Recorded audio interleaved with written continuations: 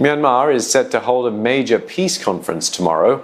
The civilian government, military leaders, and leaders of various ethnic armed groups will be there.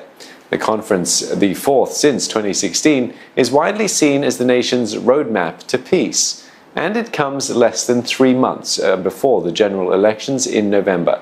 Liang Wai-kit explains what's at stake at the gathering in Naypyidaw. The fourth Panglong Peace Conference is widely seen as State Counsellor Aung San Suu Kyi's last bid to unify the country before Myanmar heads for the polls in November.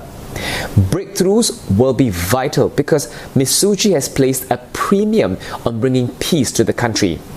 It was one of the promises she made in the previous 2015 elections, and she'd certainly be pushing for some form of progress on peace efforts.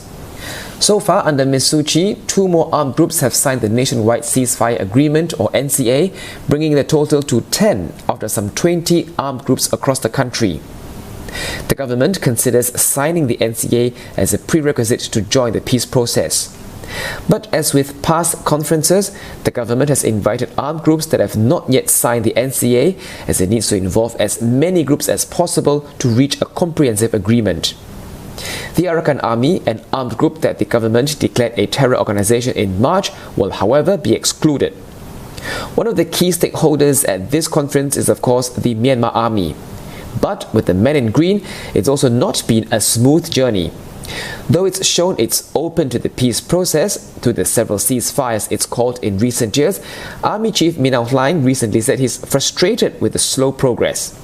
Furthermore, even as the country meets to talk about peace, intense fighting is still going on in places like Rakhine, where the Myanmar Army is clashing with Arakan Army.